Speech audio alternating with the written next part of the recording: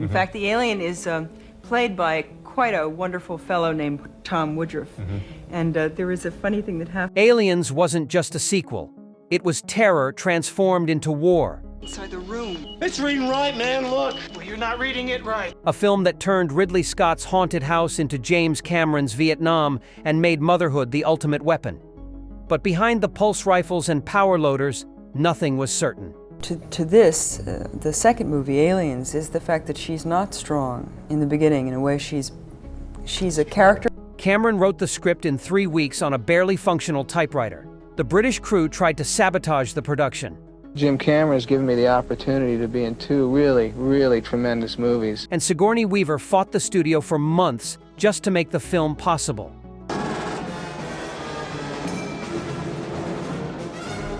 These are 15 weird facts about Aliens. 1. Cameron wrote it on a broken typewriter in 3 weeks.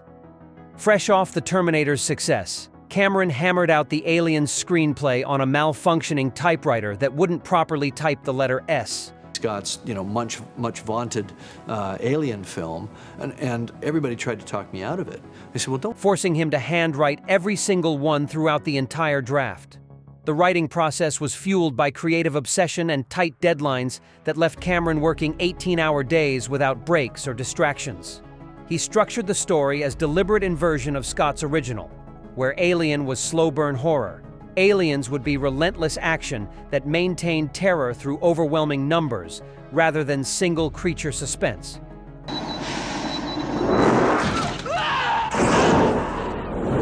Cameron studied Vietnam War films and Marine combat documentaries to understand how military units responded to overwhelming enemy forces in hostile environments. The script's rapid completion meant that many of its most famous lines and sequences emerged from first draft inspiration rather than extensive revision and polish. 2. The British crew tried to sabotage the production. Pinewood Studios crews, accustomed to working with established British directors, resented taking orders from a young American filmmaker they considered inexperienced and arrogant. The crew deliberately ignored Cameron's directions, took unauthorized breaks, and created accidents that delayed filming and increased production costs. The director of photography, Dick Bush, actively undermined Cameron's lighting and camera choices, forcing confrontations that threatened to shut down production entirely. Cameron eventually fired Bush and replaced him with Adrian Biddle. But the hostile work environment continued to create daily challenges that exhausted the director's energy and patience. The crew's union rules and traditional working methods clashed with Cameron's demanding perfectionism and hands-on directorial approach that required flexibility and overtime work. 3. Sigourney Weaver. Initially refused to return, Weaver had no interest in reprising Ripley, believing that sequels were artistically inferior and that her character's story had been perfectly completed in the original film. Cameron flew to New York and spent hours pitching his vision of Ripley as action hero rather than victim, emphasizing themes about maternal instinct and female strength. The actress was finally convinced by Cameron's passionate description of Ripley as a warrior protecting a surrogate daughter, seeing potential for genuine character development rather than simple sequel repetition. Weaver negotiated unprecedented creative control and salary for an actress at the time, demanding $1 million plus percentage points when most female action stars earned far less. Her insistence on story quality and character integrity elevated the project beyond typical sequel cash grab, forcing Cameron to maintain high standards throughout development and production. 4. The power loader was a real, functional machine. The iconic mechanical suit Ripley uses to fight the alien queen wasn't a puppet or optical effect. It was an actual working machine operated from inside by technicians. The power loader was built by special effects supervisor John Richardson using industrial hydraulics, custom-built actuators, and mechanical systems that could support Weaver's weight while performing complex movements. Operating the loader required 2 people. Weaver controlled the arms, while a hidden technician managed the leg movements and balance systems from behind her.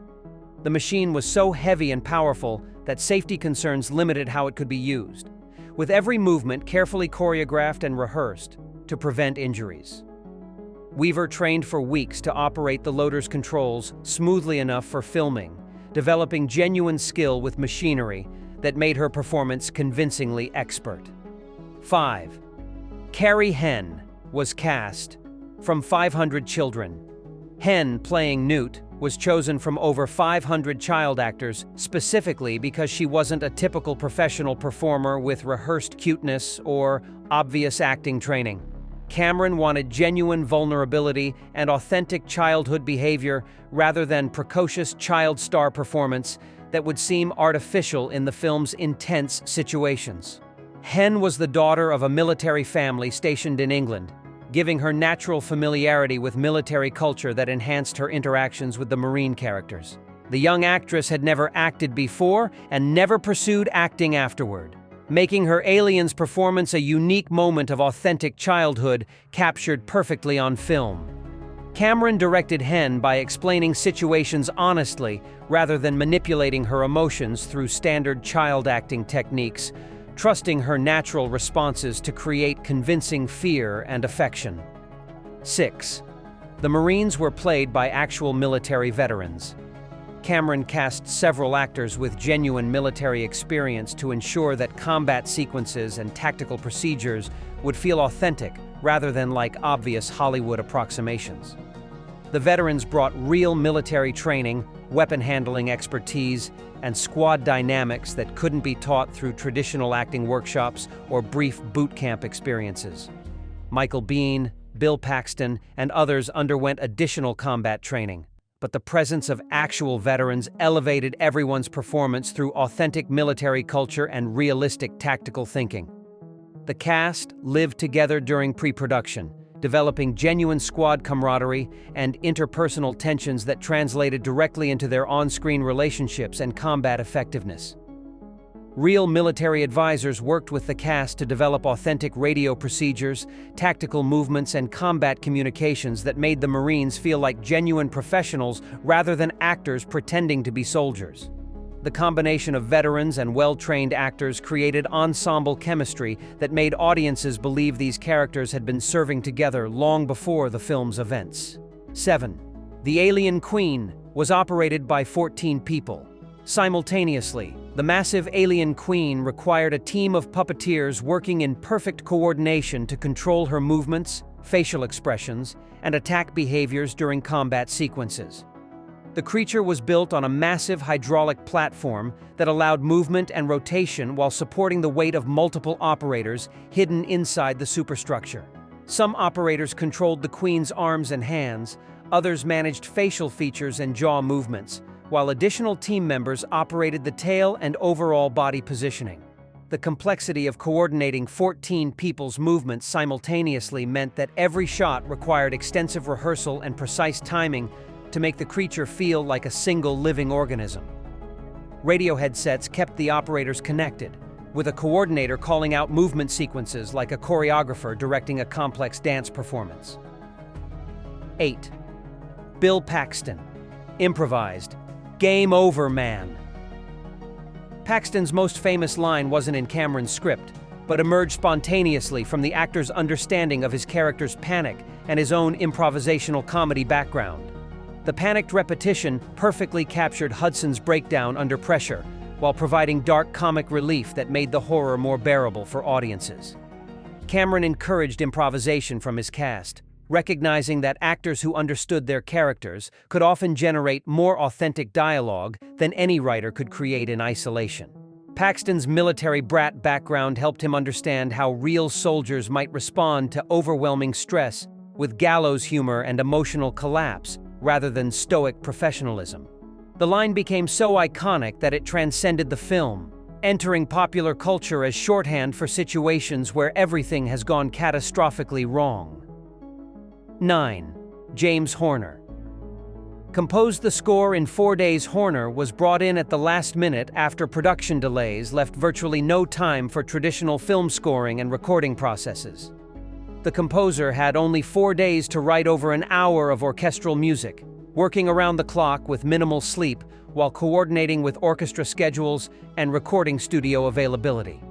Horner recycled some musical themes from his earlier work, adapting them to fit aliens while creating new material that would support the film's action sequences and emotional moments. The extreme time pressure meant that some cues were written just hours before orchestra recording sessions, with musicians sight-reading Horner's complex arrangements during actual takes. Despite the rushed composition process, Horner created one of the most memorable action film scores of the 1980s, with distinctive themes that enhanced rather than overwhelmed Cameron's visual storytelling. 10. The miniature sets were enormous and detailed. The colony and atmospheric processor miniatures were built at massive scale with intricate details that would be convincing in extreme close-ups and wide establishing shots.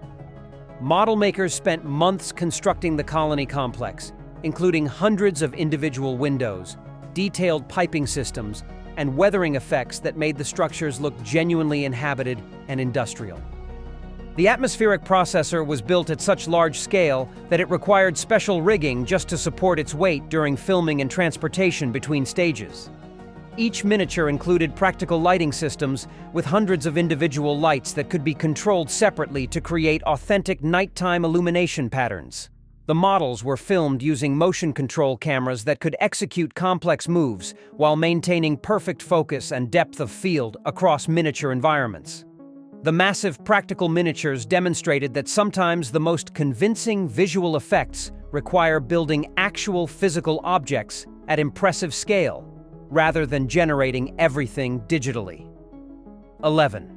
Weaver performed most of her own stunts.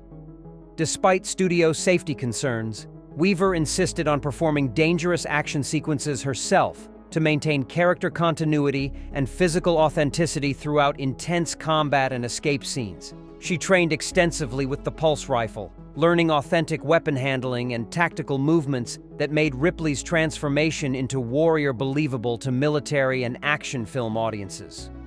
Weaver's athletic background and commitment to physical performance allowed her to handle the demanding action choreography while maintaining emotional continuity throughout grueling shooting schedules. The actress performed complex wire work, including the dramatic fall into the water during the atmospheric processor collapse, enduring multiple takes of dangerous physical actions. Her insistence on doing her own stunts sometimes created conflicts with insurance companies and studio executives worried about injury risks to the production's lead actress. But Weaver understood that authentic physical performance was essential to Ripley's credibility as action hero rather than damsel in distress requiring constant protection. 12. The production. Nearly ran out of money, budget overruns, and production delays brought the film dangerously close to shutdown multiple times, with studio executives considering pulling the plug rather than investing more in an uncertain sequel. The hostile crew, technical challenges, and Cameron's perfectionism consumed resources faster than planned, creating financial crisis that threatened to leave the film unfinished. Cameron personally lobbied Fox executives to continue funding, showing them rough cuts and explaining his vision until they reluctantly agreed to additional expenditures. The financial pressure meant that some planned sequences were simplified or eliminated entirely, forcing creative solutions that sometimes improved the final film by eliminating unnecessary elements. The near shutdown created genuine stress that enhanced performances as cast and crew worked with the knowledge that every day might be their last on the production. 13. The alien suits were modified for different performers. The xenomorph costumes were redesigned to accommodate various performers of different heights and body types, creating a swarm of aliens with subtly different movement patterns and physical characteristics. Stunt performers, dancers, and acrobats wore the suits, each bringing their unique movement vocabulary to create varied alien behaviors that made the creatures feel like individuals rather than identical copies. The suit modifications required constant maintenance and adjustment as performers sweated through long takes in uncomfortable costumes that restricted vision and mobility. Different performers specialized in specific alien actions. Some excelled at wall crawling, others at attack movements, creating a library of behaviors that editors could combine into seamless sequences. 14. Cameron created the assault rifle from existing weapons. The iconic M41, a pulse rifle, was built by combining a Thompson submachine gun with a Remington 870 shotgun, creating a distinctive hybrid weapon that looked both familiar and futuristic. The weapon modifications required extensive gunsmithing to ensure that both firearms functioned reliably while being attached to each other in a way that looked intentional rather than obviously improvised. The pulse rifle's distinctive sound was created by firing real blanks while adding electronic effects in post-production, creating audio signatures that felt both mechanical and powerful. Each rifle was carefully numbered and tracked because they were valuable props built from actual functioning firearms rather than simple rubber replicas. The distinctive appearance and sound of the pulse rifles became so iconic that they influenced real-world firearm design and video game weapon aesthetics for decades. 15. It redefined what action heroines could be. Weaver's Ripley proved that female characters could carry major action franchises while displaying traditionally feminine qualities like maternal instinct alongside warrior capabilities. The film demonstrated that action heroines didn't need to become masculine to be effective, showing that protection of children and emotional vulnerability could coexist with lethal combat effectiveness. Ripley's character arc influenced decades of subsequent female action characters, establishing templates for women who could be both nurturing and devastating depending on circumstances. The film's success forced Hollywood to reconsider assumptions about female-led action films and their commercial viability in international markets traditionally resistant to women in combat roles. Weaver's performance earned her an Oscar nomination for Best Actress, unprecedented recognition for action film performance that validated the genre's potential for serious dramatic work. Aliens transformed the horror of Scott's original into Cameron's action masterpiece, proving that sequels could honor their predecessors while boldly reimagining their approach and themes. Drop a comment below. What legendary film should we dive into next? Because in a universe full of sequels, some transformations refuse to be forgotten.